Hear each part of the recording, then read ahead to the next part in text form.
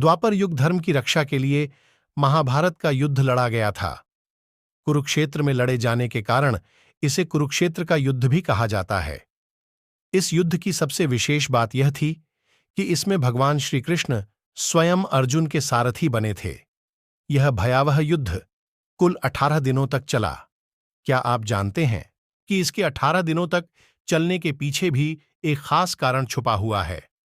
आज हम आपको इसी विषय में बताने जा रहे हैं कि महाभारत का युद्ध कुल 18 दिनों तक ही क्यों चला।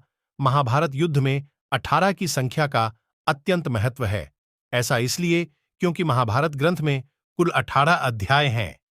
भगवान श्री कृष्ण ने कुरुक्षेत्र के मैदान में अर्जुन को 18 दिन गीता का ज्ञान दिया था।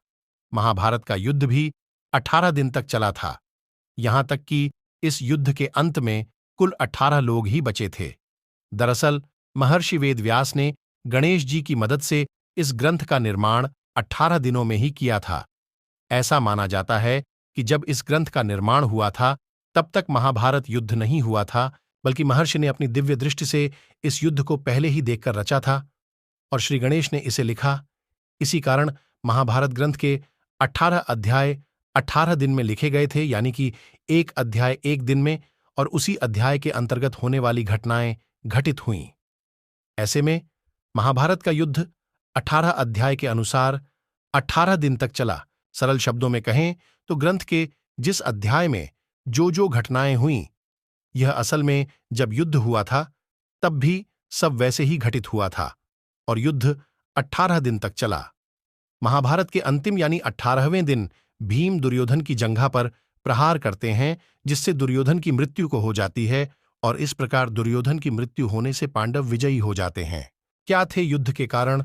महाभारत युद्ध का मुख्य कारण दुर्योधन का अहंकार था। वह पांडवों को एक सुई के बराबर भी भूमि देने को तैयार नहीं था।